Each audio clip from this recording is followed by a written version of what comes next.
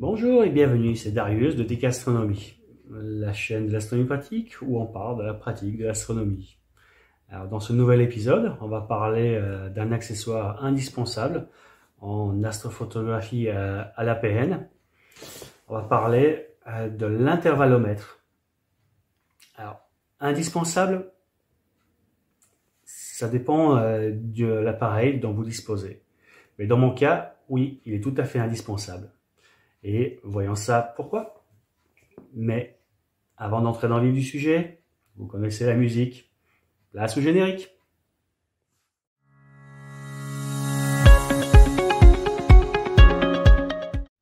Bon, comme vous le savez, pour l'astrophotographie, j'utilise donc un appareil photo numérique, un Canon 200D. Alors cet appareil photo, si on regarde dans les menus, il y a dans le menu principal donc mode d'acquisition. Donc dans ce menu, on voit qu'il y a différents modes d'acquisition. Et donc il y a vue par vue, le mode rafale, le mode PDW unique silencieuse, rafale silencieuse, et après on entre dans les différents modes qui vont commencer à nous intéresser. Donc avec le retardateur de 10 secondes, parce que donc on a vu que quand on touche à l'appareil photo, voilà, si on a un trépied léger, comme c'est le cas de mon grand trépied, et voilà, il est en carbone et il a tendance à vibrer. Donc pour stabiliser, on va mettre le retardateur, et donc plus souvent à 10 secondes qu'à 2 secondes. Et il dispose d'un mode retardateur en continu. Donc lui, dans ce mode-là, on peut choisir donc le nombre d'images qu'on va prendre avec un retard de 10 secondes. Donc, habituellement, je laisse un retard de 10 secondes et après, il fait donc ces 10 photos d'affilée. Donc on peut se dire, ben voilà, donc même dans ce boîtier qui est une entrée de gamme, on va dire,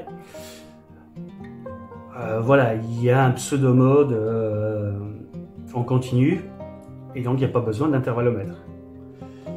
Mais grosso modo, en astrophotographie, on ne va jamais se contenter d'une série de 10 photos. Le minimum qu'on va faire, c'est 30 photos, voire 50. Si on veut avoir un peu de qualité, là, voilà, on pourra aller facilement jusqu'à 100 photos. Et donc, ça veut dire que notre série de photos, vu que c'est par paquet de 10, il va falloir déclencher un certain nombre de fois. Typiquement, si je fais 30 photos, il va falloir déclencher 3 séries. Si je fais 50 photos, il va falloir déclencher ces séries à 5 reprises. Donc ça peut être vite fastidieux. Alors que donc avec un intervallomètre, on peut faire des centaines de photos d'affilée. Donc clairement, si on veut faire des timelapses, là en les déclenchant à la main, on comprend bien que c'est pas possible. Puisque donc voilà, on a un retard de 10 secondes et après voilà, il va enchaîner d'affilée ces différentes prises. Donc que ce soit donc pour faire des timelapses ou pour faire de l'astrophoto, on va quand même utiliser voilà, une télécommande avec un intervallomètre. Alors, il en existe tout plein. Donc là, on la voit. Donc c'est une télécommande Pixel Pro TW283. Ça coûte une quarantaine d'euros. Et voilà. Donc là, on le voit avec le fil. Donc c'est un premier mode de fonctionnement. Et donc évidemment, ce côté-là, il est standard, prise jack. Mais ici, côté appareil photo, on trouve une dizaine de prises différentes. Donc, évidemment, il faut acheter le bon modèle pour que ça aille sur votre boîtier.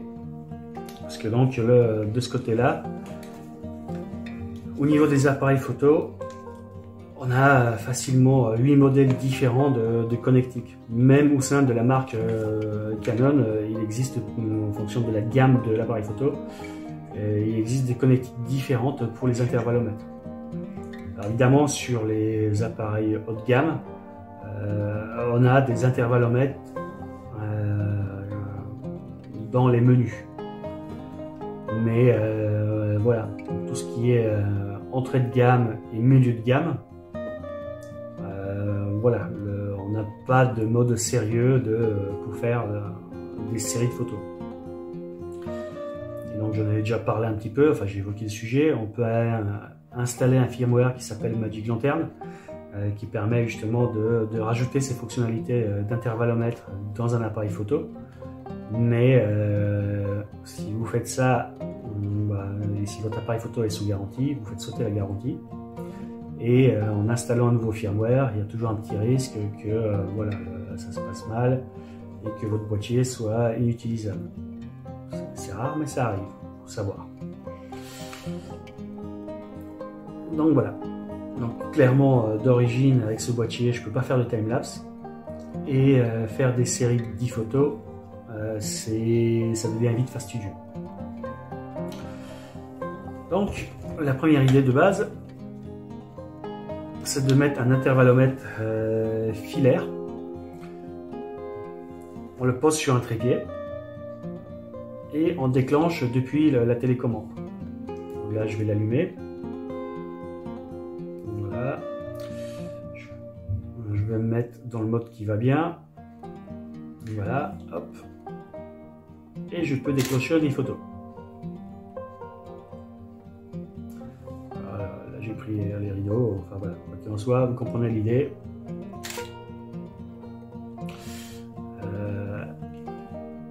Ça permet de déclencher sans générer de secousses au niveau de l'appareil.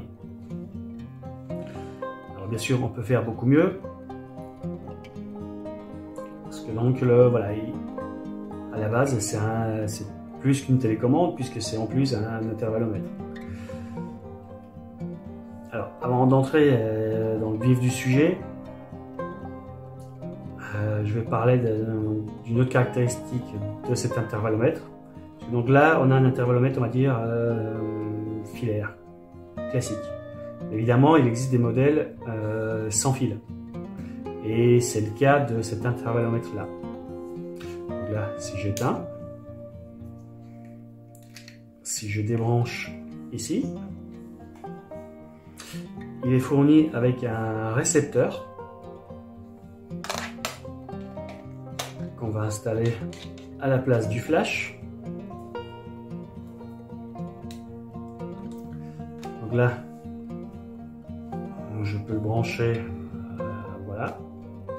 Donc, on allume l'appareil photo, on allume le récepteur.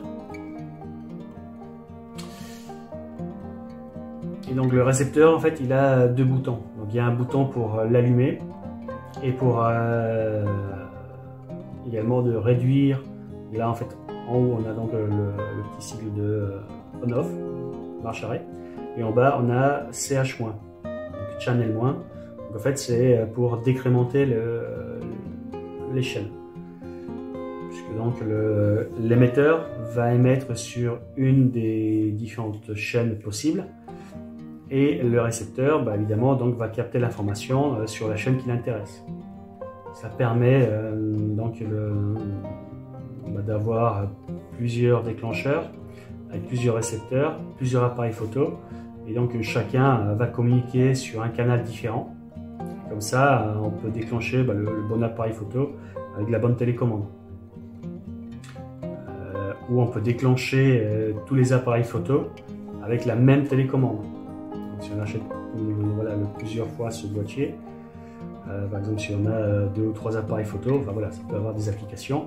Et donc avec une télécommande, on déclenche les 3 appareils photo pour faire donc voilà, un mode rafale sous 3 angles différents avec 3 appareils photo. C'est des idées. Ok, en soi, donc voilà, le deuxième bouton, lui, donc il permet la nuit d'éclairer l'écran.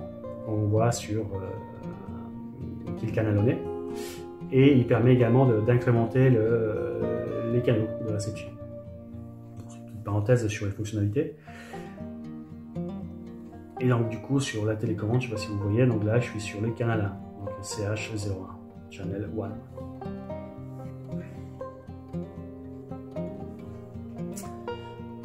Bon.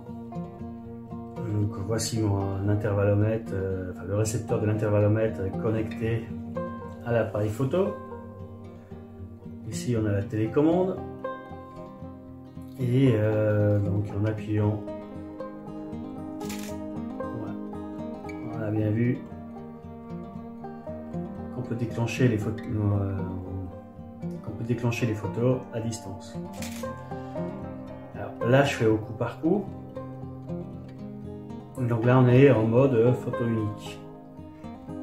Après donc on peut faire une rafale de photos. En fait, si on regarde, il y a des petits icônes. Et donc, la rangée du bas concerne les modes de déclenchement via la télécommande, on va dire en mode manuel, avec le gros bouton là. Et si je vais, voilà, on va les faire défiler. Donc là, on a le mode bulb. Donc là, grosso modo, ce mode-là permet de déclencher une photo qui dure plus de 30 secondes. Voilà. Autre particularité, c'est que voilà, donc avec mon appareil photo de base, dans le réglage du temps d'exposition, on peut aller au mieux à 30 secondes de pause. Les pauses d'1 minute, par défaut, avec cet appareil-là, on ne peut pas le faire. Ou à moins de déclencher l'appareil photo en mode bulb à la main avec le doigt, en maintenant appuyé pendant un certain temps et en relâchant. Donc là pareil, on peut déclencher ce mode on va dire d'un temps au-delà du temps prédéfini de 30 secondes maximum avec ce bouton là. Après, donc on a un quatrième mode, c'est le mode retardateur. Donc on va prendre une photo après un certain délai. Et enfin, donc on arrive donc au dernier menu. C'est le choix du canal d'émission des informations entre l'émetteur et le récepteur. Donc là, par défaut, je suis sur canal 1. Mais si jamais, donc voilà, on est avec un groupe astrophotographe, si jamais ils ont la même télécommande, et ben voilà, on peut résoudre le problème en changeant de canal. Et en fait, si on va ici au niveau donc du menu en haut, on a tout un tas de fonctionnalités.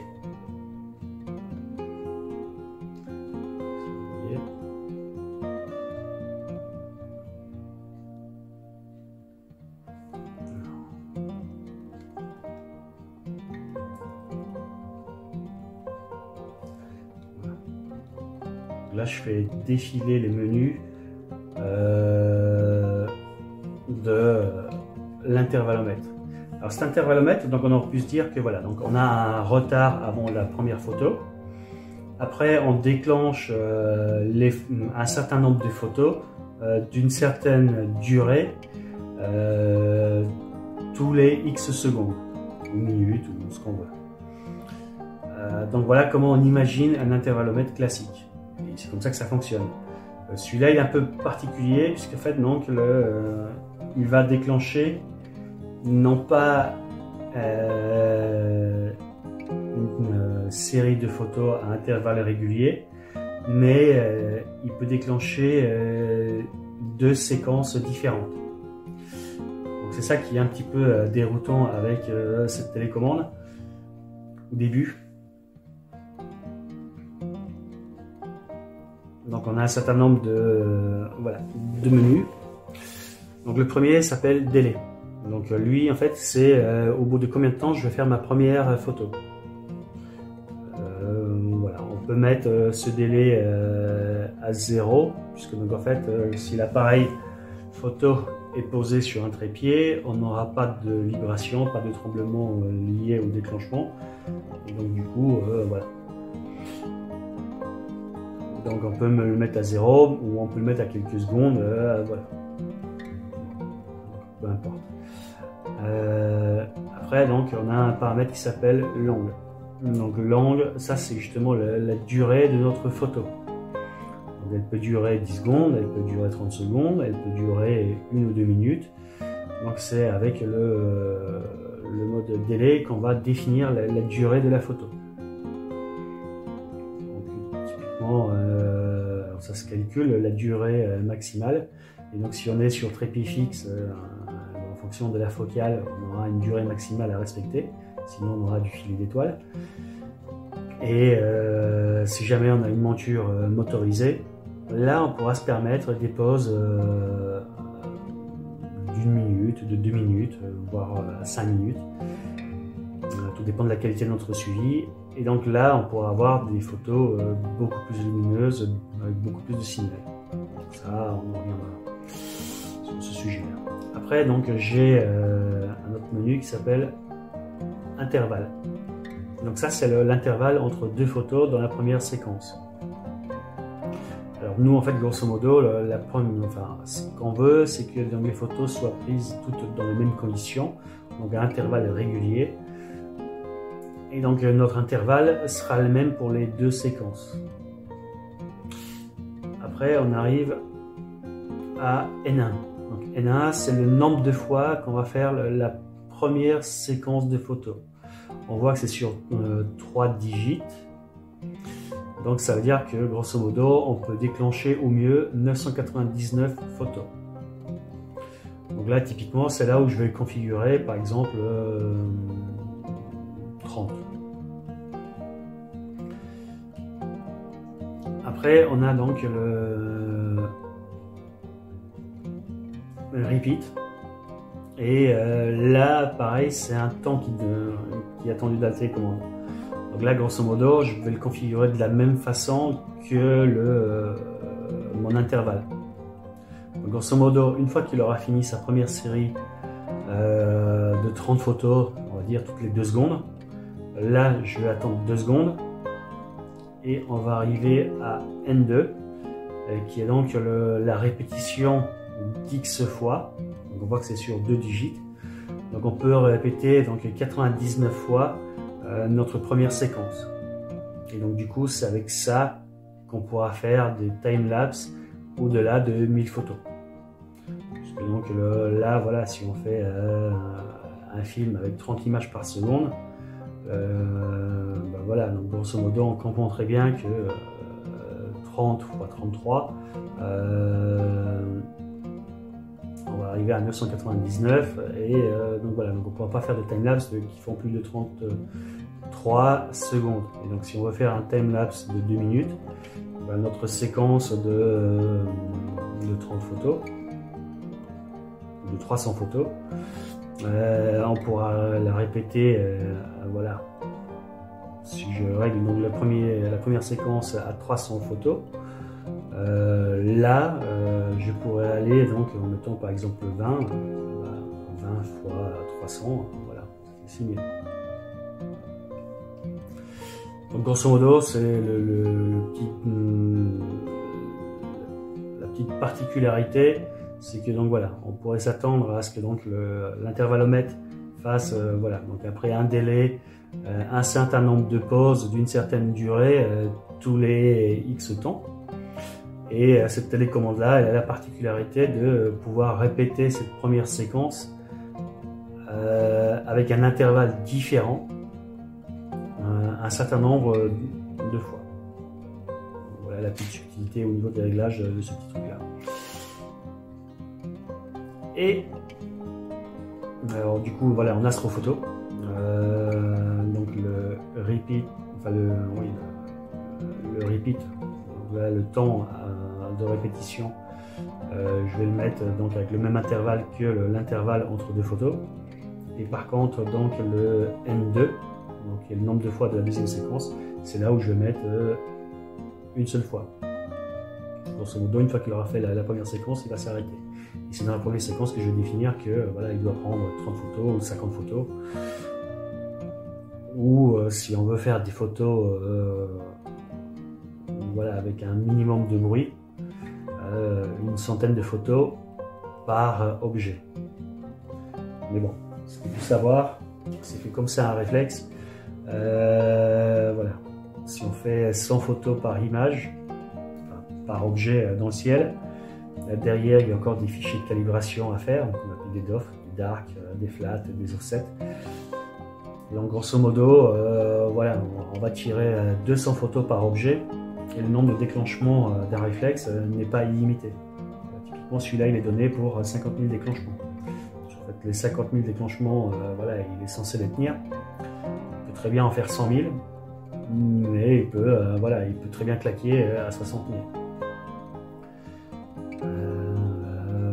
Donc c'est pour ça que voilà, j'ai commencé de faire de l'astrophoto à l'APN, et c'est pour ça très vite je suis passé à la caméra astronomique, parce que donc sur la caméra astronomique, donc déjà voilà, on n'a pas de miroir, donc on n'a pas de mécanisme pour la relève du miroir et ainsi de suite. Et bon, le miroir, ça c'est un faux problème, puisqu'en fait en live view le miroir sera relevé, et donc c'est pas lui qui va nous gêner. Par contre dans l'obturateur il est mécanique, et à chaque déclenchement voilà, il suffit un tout petit peu, et au bout d'un moment l'appareil photo va claquer.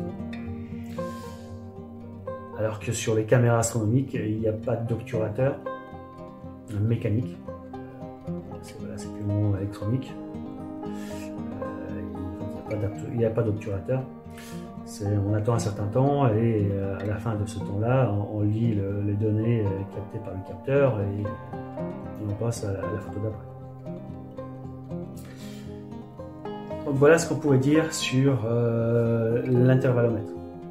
Donc c'est très utile, puisque donc du coup on peut lancer une séquence de photos, et tant que la séquence se fait, on n'a pas besoin de s'occuper de l'appareil photo, il fait sa petite vie, il fait sa petite série de photos.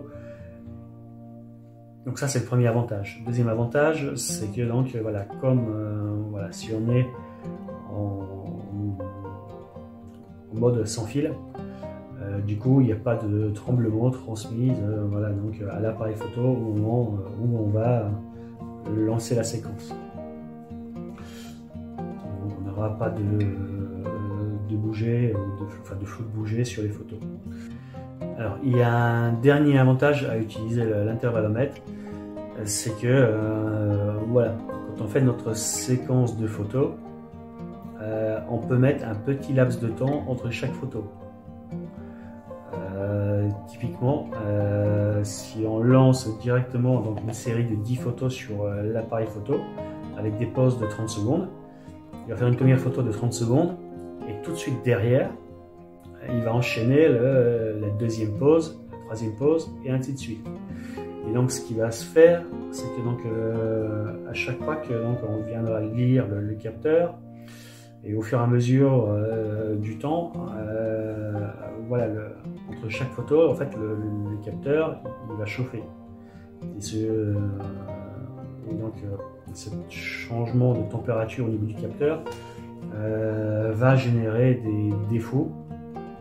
Donc on va essayer de compenser justement avec les fichiers de calibration dont j'ai parlé, donc les bias ou les offsets, ça permet de compenser les défauts de la lecture du capteur, et les darks, donc c'est eux qui voilà, qui permettront de compenser les défauts liés à la montée en température ou à la chute de température du capteur.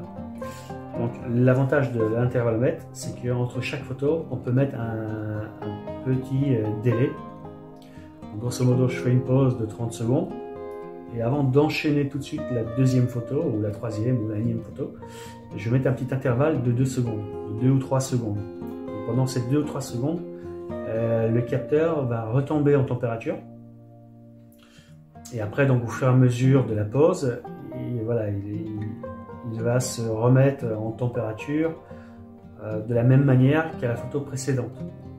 Au détail près de la température ambiante qui, au fur et à mesure des pauses, va au fil de la nuit diminuer. Mais grosso modo, donc d'une photo à l'autre, voilà, je partirai sensiblement des mêmes conditions.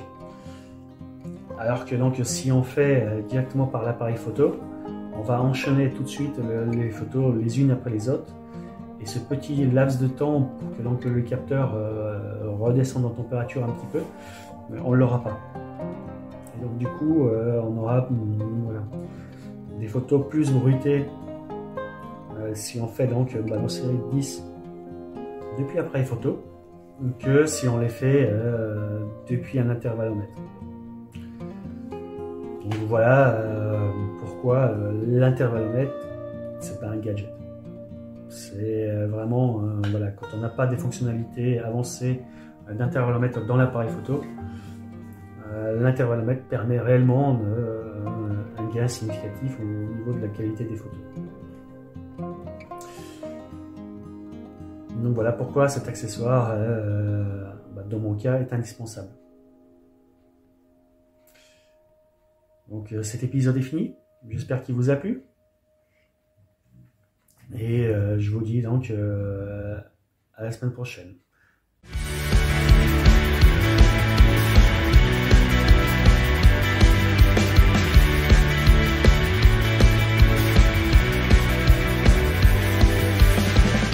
Donc dans le prochain épisode, alors voilà, si la météo est bonne, on va pouvoir enfin passer aux travaux pratiques. Donc on a parlé des trépieds, des appareils photo, des objectifs, des intervalomètres. Donc côté matériel, le décor est planté. On a toutes les informations pour pouvoir faire des photos. Et si jamais la météo n'est pas propice à la première photo du ciel, il y aura un petit épisode récapitulatif sur le mode manuel et sur le triangle d'exposition. Parce que ça, c'est vraiment important à comprendre pour comprendre comment régler ce fameux mode manuel. Donc là, pour cette vidéo-là, je l'avais fait en mode P qui donne un peu plus de souplesse que le mode automatique. Mais clairement, c'est pas le mode programme qu'on va utiliser pour l'astrophoto, mais bien le mode M. C'est vraiment le seul mode qui marche sur ce genre de boîtier. Évidemment, si on a des boîtiers genre Sony A7S, on peut se permettre de shooter éventuellement dans d'autres modes. Mais généralement, voilà, tous les astrophotographes font de l'astrophoto en mode M, parce que donc justement, ça permet de gérer correctement les ISO, le temps d'exposition et l'ouverture du diaphragme de l'objectif. C'est le seul mode qui nous permet de faire les photos comme on veut. Donc l'appareil de photo, à la base, il est fait pour des photos de jour. Et des photos du ciel étoilé, où on voit pratiquement rien sur les photos, hormis le bruit et quelques étoiles brillantes. Voilà, ça de base, la plupart des appareils photo ne savent pas le gérer correctement. Donc c'est pour ça qu'on va prendre la main en mode M pour gérer tout ça à notre sauce, pour arriver à des résultats bien meilleurs que ce que je pourrais sortir ce boîtier par lui-même. Donc voilà, je vous dis à la semaine prochaine, et puis bon ciel, ciao.